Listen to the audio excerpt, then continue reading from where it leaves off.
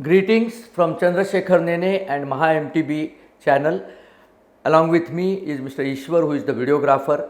Today we are going to talk about the current status of Pakistan. Actually, there is not much to talk about because that country is going down the drain by the day by day. But we must talk about it because there is a lot of implication on India in what happens in Pakistan.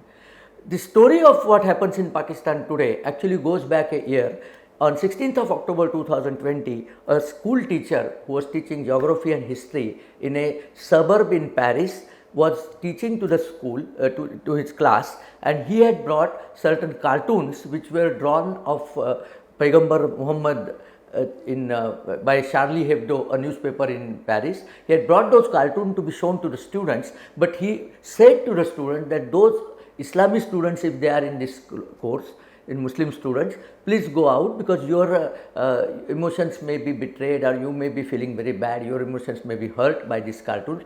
I am showing this to tell you what is happening around the world. And since France is a place where the maximum freedom of speech, freedom of expression is available, I am showing it to you to show what is going on around. One particular student was so enraged after this class that after the class he followed his teacher, he stopped the teacher on the street and cut his head. He killed the teacher, cut his head, and he justified his action that this teacher had dared to insult Prophet Muhammad, so I have killed him. Now, who was this student? He was not even 18 years old. He was 16 years old actually. He was born in 2002 in Moscow to a Chechen family, Chechen Islamic family.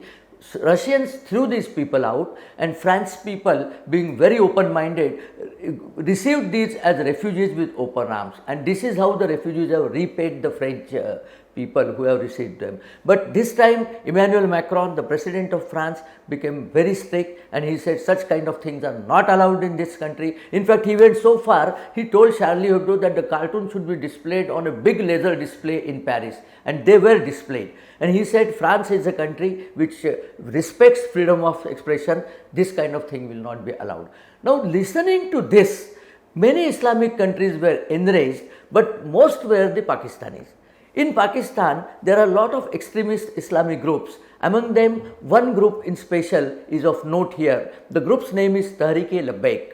The word Tehreek means movement. Labbaik, Tehreek-e-Labbaik Pakistan, TLP. Labbaik is an Arabic word which means I am present.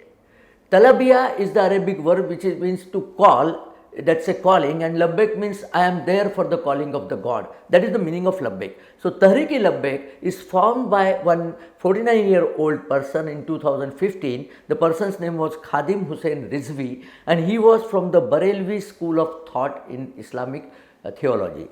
Bareilly is a town in UP, and there is a school of thought which is known as Barelvis.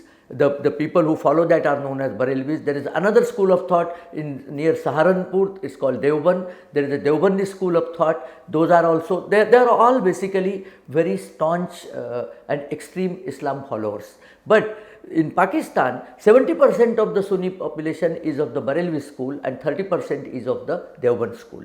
Now, this Barelvi school people, this Khadim Hussain Rizvi started this organization with the sole purpose, this is the organization of the followers of God, followers of religion, and anywhere Pakistan government is deviating from the following of Sharia, the Islamic law, then they are going to make noise because of that. They made their first noise when the one hapless Christian woman called Asia Bibi. The Asia Bibi was sentenced on a false pretense of insulting the God. Apostasy is the crime, and she was sentenced to death. But in Supreme Court they realized this was completely a falsehood put upon the woman. They released her. They took the blame away. But Tehreek-e-Labbaik started a movement saying that she must be beheaded. They said Supreme Court be gone to hell, we say that she must be beheaded. Fortunately, Pakistan government secretly whisked her out of country, and she is now safe somewhere out of Pakistan. But this is the character of these TLP people.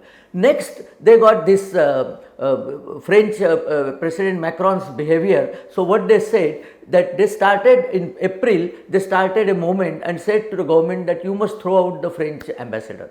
Now in international relations, such thing is simply not done. You don't throw out an ambassador because something happened in that country and all that. Pakistan had already lodged a complaint to France and all, but these guys would not hear of it. They started doing a big mass agitation.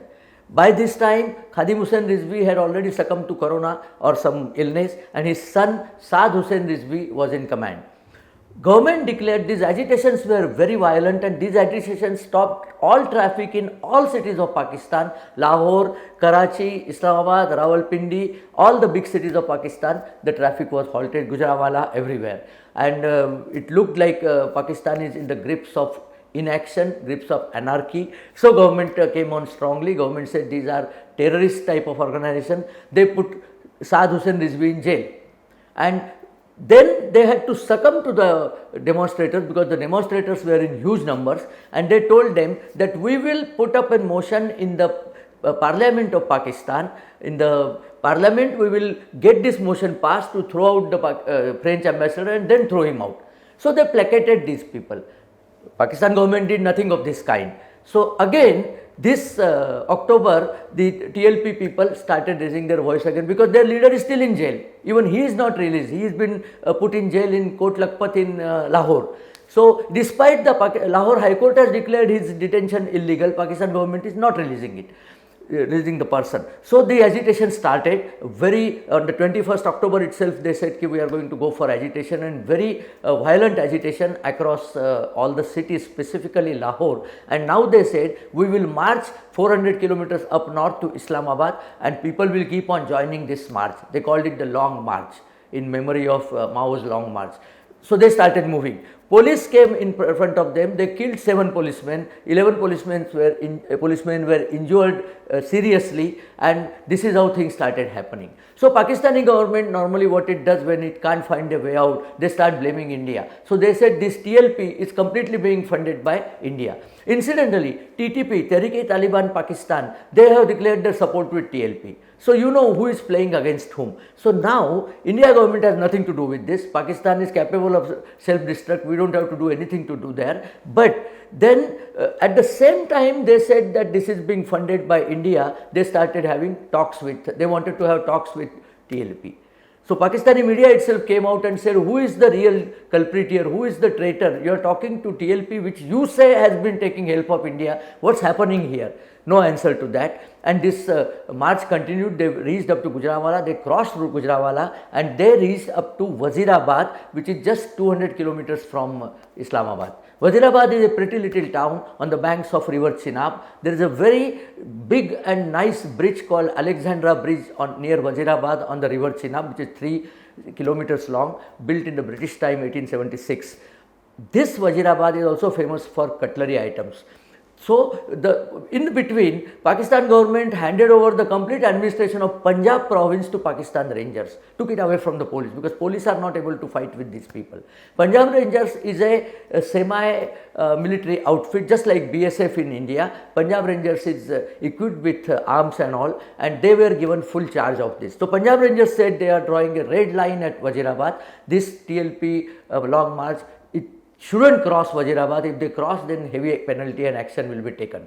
Now it appears that Pakistan government and the leaders of this march have talked together. They had lots and lots of deliberations, and now they both have agreed that we have reached a consensus. The march is stopped, but till date they are not giving details of the consensus at all as to who is given what and who is taken what. Nothing is given. Their leader is still in jail. French ambassador to Pakistan is still in place. These people had even asked the Pakistan government to sever all relations with France. So Pak government told them that if we sever relations with France on this issue, the entire European Union will sever relations with Pakistan. To which a mullah who was a representative of TLP on TV said, fantastic, we don't need any of them. We don't need England, we don't need France, we don't need USA. In fact, we don't need anybody. We have Allah on our side. To which government replied that Pakistan depends heavily on the help it gets from USA and European Union, and Pakistan exports a lot of things to European Union with some special concession in the import duties in Europe. This all will stop. So they said, let it stop. We don't need anything. We have Allah on our side. This is the caliber of people, of the leaders of TLP. So today now the situation is, nobody surely knows what has been given, what has been taken, but for now the march is stopped. Don't know for how long the march is going to be stopped, when it is going to erupt again. That country is in the throes of religious extremism, which is very evident day by day. Let us observe what is going to happen. It is also rumored that the whole TLP episode is a hoax played by army on Imran Khan, because Imran Khan and army are not seeing eye to eye currently. To teach Imran a lesson, they have created this complete thing to show the complete inability of Imran government to do anything here. There is also rumor that Nawaz Sharif has already planned his visit to Saudi Arabia. Probably some new power equations are in the offing. To let you know all these details, I did this video. If you like this video, please share it with your friends and relatives.